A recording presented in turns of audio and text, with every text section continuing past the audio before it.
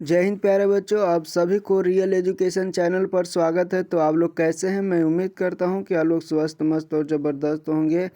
अब आप लोग की पढ़ाई भी बहुत ही ज़बरदस्त ढंग से चल रहा होगा। तो ध्यान से आप लोग देखिएगा, आज के इस वीडियो में लेके आ गए हैं जो 19 फरवरी का एग्ज़ाम होने वाला है संस्कृत।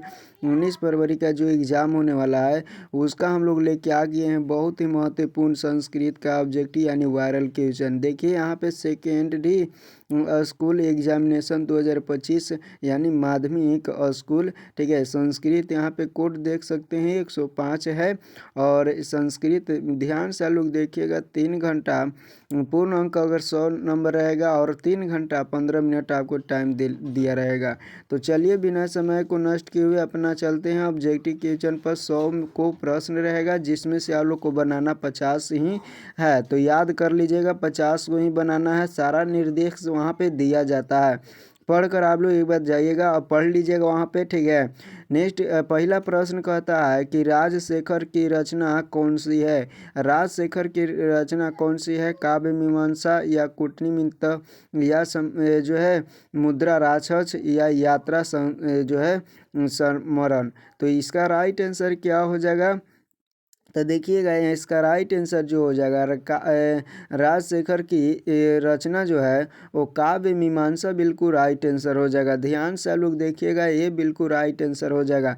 ध्यान से आप लोग इसका आंसर जो है देते चलिएगा कमेंट में। पाटलिपुत्र किस नदी के किनारे अवस्थित है? तो आपको पता ही होगा कि जो है पाटलिपुत्र गंगा नदी के किनारे अवस्थित है। अगर हमारे चैनल पर नए हैं तो चैनल को पहले सब्सक्राइब कर दीजिए। उसके बाद यहाँ पे कहता है तीसरा कि पटना में गंगा नदी पर कौन सेतु है? तो गांधी सेतु, बिल्कुल राइट आंसर, सी याद कर लीजिएगा।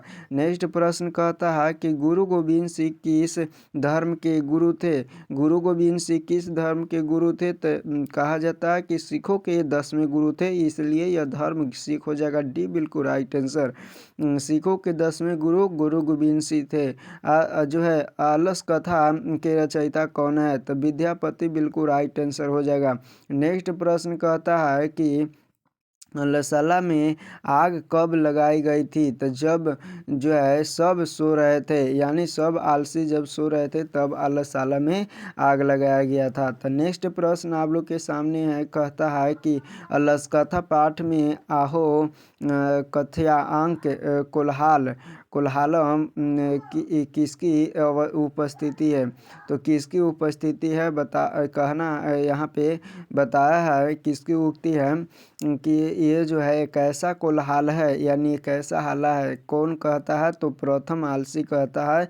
बिल्कुल याद कर लीजिएगा, ठीक है, बिल्कुल याद कर लीजिएगा, ये बिल्कुल राइट आंसर हो जाएगा। 4 गो जो असली आलसी था वो 4 गो ही था असली आलसी, जिसमें पहला आलसी कहता है कि एक ऐसा कोल्हाल है। नेक्स्ट प्रश्न कहता है कि जो है अलसाला में आग किसने लगाई थी? तो याद रखिएगा अलसाला के कर्मचारियों ने आग लगाई थी, राइट आंसर। आधुनिक काल के संस्कृत लेखिकाओं में कौन अति प्रसिद्ध है? तो क्षमा राव, बिल्कुल राइट आंसर हो जाएगा। जनक की सभा में जो है शास्त्र कुशाल कौन जो है विदुषी रहती थी? तो शास्त्र के जनक में तो याद रखिएगा गरिमा। नेक्स्ट प्रश्न है गार्गी, ठीक है, गार्गी हो जाएगा। शंकर जो है चरित्र की रचना किसने की है? तो पंडित छामारा। भारतीय संस्कृत की अद्वितीय विशेषता क्या है? तो क्या है यहाँ पे? संस्कार है, धर्म है, जाति है। तो धर्म सॉरी यहाँ पे एक संस्कार, बिल्कुल राइट आंसर हो जाएगा, ये बिल्कुल राइट आंसर हो जाएगा। नेक्स्ट प्रश्न कहता है कि किस संस्कार के द्वारा मनुष्य गृहस्थ जीवन में प्रवेश करता है? तो किस संस्कार के द्वारा? तो विवाह संस्कार, बिल्कुल राइट आंसर हो जाएगा। संस्कारों को कितने भागों में बांटा गया है? संस्कारों को कितने भागों में बांटा गया है? तो 5 भागों में बांटा गया है। पुष्पवन संस्कार कब होता है? पुष्पवन संस्कार कब होता है? तो याद कर लीजिएगा, यहाँ पे जन्म के पहले पुष्पवन संस्कार होता है। नेक्स्ट प्रश्न कहता है कि शैशवावस्था के संस्कार कितने हैं? शैशवावस्था के संस्कार जो है वो 6 है, बिल्कुल राइट आंसर हो जाएगा। दलित ग्रामीणवासी पुरुष की कथा कौन है? तो याद रखिएगा कर्मवीर कथा। नेक्स्ट प्रश्न है कि भीखन टोला देखने कौन आया था? तो अध्यापक बिल्कुल राइट आंसर बी हो जाएगा। नेक्स्ट प्रश्न कहता है कि राम प्रवेश राम उच्च विद्यालय में कौन सा स्थान प्राप्त करता था, तो पहला स्थान प्राप्त करता था। कर्म बी ए जो है कथा पाठ में किसकी कथा है, करमवीर कथा में जो है करमवीर कथा में राम प्रवेश राम की कथा है। स्वामी दयानंद ने कैसा काम किया है, तो स्वामी दयानंद ने, याद रखिएगा बिल्कुल राइट आंसर क्या हो जाएगा, समाज रोधक। आर्य समाज का क्या अर्थ होता है, तो श्रेष्ठ, बिल्कुल राइट आंसर यहाँ पे सी हो जाता है। आर्य शब्द का अर्थ जो होता है वो श्रेष्ठ होता है। नेक्स्ट प्रश्न कहता है आर्य समाज के संस्थापक कौन थे, तो यहाँ पे राइट आंसर क्या हो जाएगा, स्वामी दयानंद सरस्वती, बिल्कुल स्वामी दयानंद सरस्वती यहाँ पे हो जाएगा। नेक्स्ट प्रश्न है कि शांति किससे स्थापित होता है, तो परोपकार से। लोभ मनुष्य को कहाँ ले जाता है, तो विनाश की ओर। राइट आंसर बिल्कुल याद कर लीजिएगा। व्याघ्र पथिक कथा पाठ में किसके लिए जो है कदत शब्द का प्रयोग हुआ है, तो किसके लिए, तो यहाँ पे दौते कौदेंत शब्द का जो प्रयोग हुआ है वो युधिष्ठिर के लिए हुआ है। कहता है कि इंद्र सुवर्ग कनक गृहदात, यह उक्ति किसकी है, तो बाघ की है। बैर से बैर का सामन क्या है, बैर से बैर का समन क्या है, तो यहाँ पे असंभव, बिल्कुल राइट आंसर हो जाएगा। नेक्स्ट प्रश्न है कि परपिंडल किसकी है, तो यहाँ पे पाप के लिए, किसके लिए है, तो मंगलम पाठ जो है मंगलम पाठ का प्रथम मंत्र किस उपनिषद से लिया गया है, तो ईशावास्य उपनिषद से, बिल्कुल राइट आंसर यहाँ पे सी हो जाता है। याद कर लीजिएगा मंगलम पाठ के प्रथम श्लोक। पिंगल किस वेदांग शास्त्र के प्रवेश है, तो जो है छंद। याद रखिएगा सारा संसार अपना परिवार किसके लिए है, तो सारा संसार अपना परिवार किसके लिए है, तो याद करिए उदारी चरित्र वाले के लिए। भारतीय महिमा पाठ का द्वितीय श्लोक किस पुराण से संकलित है, किस पुराण से संकलित है, तो भगवत पुराण से, बिल्कुल राइट आंसर हो जाएगा। किसकी महिमा सर्वत्र गाई जाती है, तो भारत की महिमा सर्वत्र गाई जाती है। भारत महिमा पाठ में कुल कितने पद है, यहाँ पे बताना है कि भारत महिमा पाठ में कुल कितने पद है, तो राइट आंसर 5 हो जाएगा। नेक्स्ट प्रश्न आप लोग के सामने है कि भारत महिमा पाठ में किस देश की महिमा का वर्णन किया गया है, तो भारत में। नीति श्लोक पाठ में परम श्रेय किसे कहा गया है, तो यहाँ पे परम श्रेय नीति श्लोक में किसे कहा गया है, तो याद रखिएगा नीति श्लोक में धर्म को कहा गया है। किससे मुख की प्राप्ति होती है, किससे मोक्ष की प्राप्ति होती है, तो धर्म से, बिल्कुल राइट आंसर हो जाएगा। रूप की रक्षा किससे होती है, रूप की रक्षा किससे होती है, तो यहाँ पे श्रृंगार से हो जाएगा। ध्यान से आप लोग देखिएगा। राम जो है मंदाकिनी की लोभ किसको दिखा रहे हैं, तो सीता को। मंदाकिनी नदी कहाँ स्थित है, तो चित्रकूट, बिल्कुल राइट आंसर हो जाएगा। मंदाकिनी का अर्थ क्या होता है, तो गंगा नदी, बिल्कुल राइट आंसर याद कर लीजिएगा। मंदाकिनी नदी का अर्थ होता है। नेक्स्ट प्रश्न है कि शक्र ने कर्ण से छल पूर्वक क्या ले लिया, तो कवच और कुंडल, बिल्कुल राइट आंसर याद रखिएगा।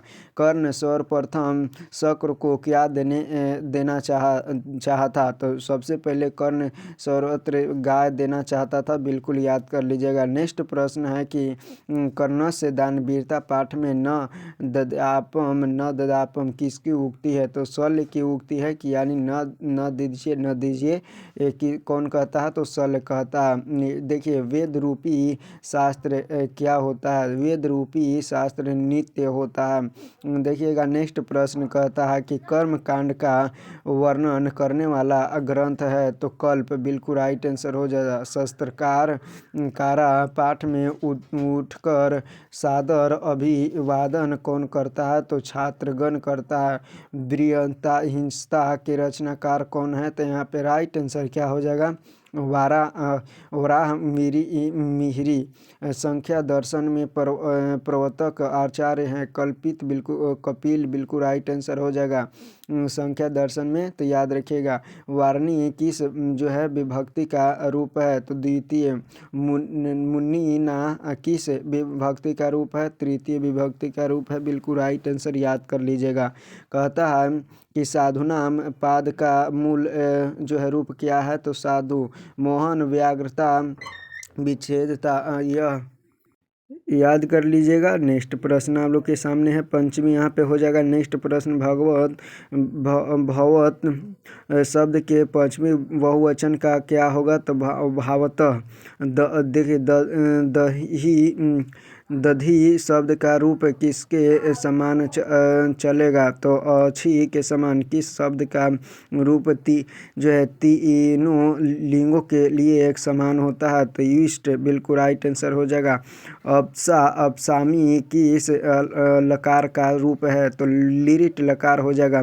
द्रक्षता किस धातु का रूप है, तो दृक्ष का बिल्कुल राइट आंसर हो जाएगा। जितने भी करा रहे हैं बहुत ही महत्वपूर्ण क्वेश्चन करा रहे हैं। गम धातु के लटकार का मध्यम पुरुष बहुवचन रूप कौन है, तो बहुवचन रूप कौन है, जो अगछात। क्री धातु के लोट लकार माध्यम पुरुष एक वचन का रूप कौन सा है, तो यहाँ पे राइट आंसर क्या हो जाएगा आप लोग के बताना है, करू। ठीक है। भंती में धातु है, तो भंती में धातु क्या है, भंज्य। व्यंज बिल्कुल राइट आंसर हो जाएगा। नैति किस धातु का रूप है, नैति किस धातु का रूप है, तो यहाँ पे राइट आंसर क्या हो जाएगा, ध्यान से देख लीजिएगा। डी बिल्कुल राइट आंसर होगा। 9 अ प्लस में ए के मेल से कौन सा नया वर्ण बनेगा, तो अ प्लस ए के मेल से कौन सा नया वर्ण बनेगा आप लोग के बताना है। यहाँ पे राइट आंसर क्या हो जाएगा, तो ध्यान से देखिए यहाँ पे 4 ऑप्शन दिया गया है, जिसमें फर्स्ट राइट आंसर हो जाएगा। आ प्लस में ओ के योग से कौन सा वर्ण बनेगा, तो यहाँ पे राइट आंसर याद रखिएगा ओ बनेगा। यदि अपि किस संधि का उदाहरण है, यदि अपि किस संधि का उदाहरण है, यहाँ पे राइट आंसर स्वर्ण संधि का उदाहरण है। परीक्षा का संधि विच्छेद क्या होगा, परि जोड़ इच्छा कहाँ पे है, तो इसका राइट आंसर याद रख लीजिएगा, परिजोड़ इच्छा। यहाँ पे डी बिल्कुल राइट आंसर हो जाता है। ध्यान से लोग देखते चलिए। कहता है कि गायक का संधि विच्छेद क्या होगा, यानी विच्छेद करना है, तो गायक के संधि विच्छेद क्या हो जाएगा, तो गे जोड़ अक, गे जोड़ अक बिल्कुल राइट आंसर। यहाँ पे क्या हो जाएगा, बी। नेक्स्ट प्रश्न आप लोग के सामने है कि निह जोड़ रोग की संधि क्या होगा, निरोग बिल्कुल राइट आंसर हो जाएगा। नरेश के किस संधि का उदाहरण है, नरेश किस संधि का उदाहरण है, तो याद रखिए स्वर संधि। अति उपसर्ग से कौन सा शब्द बनेगा, तो अति उपसर्ग से कौन सा शब्द बनेगा, तो याद रखिएगा यहाँ पे अत्यंत बनेगा कि आतुर बनेगा कि अतिश बनेगा। यहाँ पे राइट आंसर क्या हो जाएगा, तो यहाँ पे ध्यान से देखिएगा बी बिल्कुल ए बिल्कुल राइट आंसर हो जाएगा। निह उपसर्ग के में कौन सा शब्द नहीं बनेगा, निह उपसर्ग से कौन सा शब्द, तो नियोग बिल्कुल राइट आंसर हो जाएगा। कहता है कि संगस्ती शब्द में कौन सा उपसर्ग है, तो सम बिल्कुल राइट आंसर हो जाएगा। नेक्स्ट है कि आलोकयंती शब्द में कौन सा उपसर्ग है, तो आलोकयंती में कौन सा उपसर्ग है, तो अंग बिल्कुल राइट आंसर हो जाएगा। कहता है नीचे शब्द में कौन सा उपसर्ग है, नीचे शब्द में कौन सा उपसर्ग है, यहाँ पे राइट आंसर क्या हो जाएगा, तो याद कर लीजिएगा राइट आंसर सी बिल्कुल राइट आंसर होगा। नीस उन्नति शब्द में कौन सा उपसर्ग है, उत जोड़ बिल्कुल नति, उत जोड़ नति, उत बिल्कुल राइट आंसर यहाँ पे सी हो जाता है। ध्यान से देखते चलिए। देखिए लघिमा शब्द में कौन सा प्रत्यय है, लघिमा शब्द में कौन सा प्रत्यय है, राइट आंसर याद रखिएगा ए इमलीच बिल्कुल राइट आंसर। नदी में कौन सा स्त्री प्रत्यय है, तो ये याद रखिएगा लिंक्स बिल्कुल राइट आंसर हो जाएगा। लिंक्स बिल्कुल राइट आंसर हो जाएगा। कुत्र में कौन सा तद्धित प्रत्यय है, तो याद रखिएगा त्रलील। देखिए कहता है कि पठिना अवात के में कौन सा कृदंत प्रत्यय है, तो क्वावतुंत बिल्कुल राइट आंसर हो जाएगा। काको अन से कौन सा शब्द बनेगा, तो काक बिल्कुल। पाठ प्लस सत्रित के योग से कौन सा शब्द बनेगा, तो यहाँ पे राइट आंसर पठन बिल्कुल राइट आंसर हो जाएगा। किस शब्द में तलन प्रत्यय है? तो तलन किस शब्द में प्रत्यय है? तो जनता में बिल्कुल राइट आंसर हो जाएगा। नेक्स्ट प्रश्न है कि कला कुशल में कौन सा जो है समास है? कला कुशल में तत्पुरुष। नीलकंठ में कौन सा समास है? नीलकंठ में कौन सा समास है? तो याद रख लीजिएगा, राइट आंसर क्या हो जाएगा? नीला है कंठ, अर्थात यहाँ पे बहुव्रीहि समास हो जाएगा। नेक्स्ट प्रश्न आप लोग के सामने कहता है, ध्यान से देखिएगा कि त्रिभुवन का विग्रह क्या होगा? त्रिभुवन का त्रियान भुनान समाहार, बिल्कुल राइट आंसर हो जाएगा डी। कर्म कुशल का विग्रह क्या होगा? कर्म कुशल का विग्रह कर्म कुशल, बिल्कुल राइट आंसर हो जाएगा। अलस नाम कथा का अलस नाम कथा का यहाँ पे राइट आंसर क्या हो जाएगा? याद कर लीजिएगा। नेक्स्ट है कि वाणी विधु का समस्त पद कौन सा है? तो वाणी विधु एक देखिए, एक कद एकम एकम इति समस्त पद क्या है? तो यहाँ पे एकम बिल्कुल राइट आंसर हो जाएगा।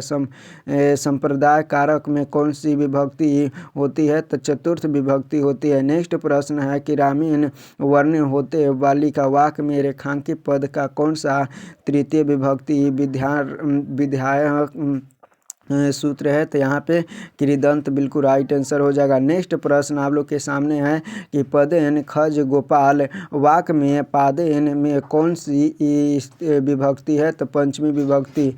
कर्ता कारक में कौन सी विभक्ति होती है? तो कर्ता कारक में याद रखिएगा प्रथम विभक्ति। नेक्स्ट प्रश्न है कि तुम कर्थ जो है भावच नाथ सूत्र से चतुर्थ विभक्ति किस वाक्य में प्रयुक्त होता है? तो किस वाक्य में प्रयुक्त होता है? यहाँ पे राइट आंसर क्या हो जाएगा? तो याद रखिएगा, बालकाए मोचते रोचते या राम रामायण रोचते। तो यहाँ पे राइट आंसर डी हो जाएगा। देखिएगा यहाँ पे कहता है कि भित्रानार्थ भयंतु सूत्र का उदाहरण कौन सा वाक्य है? तो राइट आंसर याद रख लीजिएगा। नेक्स्ट प्रश्न कहता है कि अंतरा अंतो रेन युक्ति सूत्र का उदाहरण है। तो यहाँ पे राइट आंसर याद रखिए, कुरो संघन वन वर्तते कहता है निकासा अव्यय में है। तो यहाँ पे राइट आंसर याद रखिए, पृथक अव्यय के योग के कौन सी विभक्ति नहीं होती है? तो राइट आंसर याद रखिए तृतीया विभक्ति। किस कारक में सप्तमी विभक्ति होती है? तो राइट आंसर याद कर लीजिएगा अधिकारण कारक में। और सबसे लास्ट प्रश्न कहता है कि बलकाए मोचते रोचते वाक्य के बलकाय पद में चतुर्थ विभक्ति किस सूत्र से बन हुई है? तो याद रखिएगा रोचनार्थ जो है बनता है। यहाँ पे हम लोग 100 प्रश्न कर लिए। कितना प्रश्न कर लिए? 100 प्रश्न कर लिए। अगर इतना प्रश्न याद करके जाते हैं तो आपको जो है एग्ज़ाम में 50 से 50 कोई नहीं रोक सकता है। तो याद कर लीजिएगा। अगर हमारे चैनल पर नए हैं तो चैनल को सब्सक्राइब कर लीजिएगा, और वीडियो थोड़ा सा भी अच्छा लगता है तो आप लोग लाइक ज़रूर कर दीजिएगा। तो ध्यान से आप लोग देखने का प्रयास कीजिए। इसको एक बार नहीं समझ में आया 2 बार देखिए, 2 बार नहीं समझ में आया 3 बार देखिए। और अगर हमारे चैनल पर नए हैं तो चैनल को सब्सक्राइब कर दीजिएगा। तो मिलेंगे हम लोग नेक्स्ट वीडियो में, तब तक के लिए जय हिंद।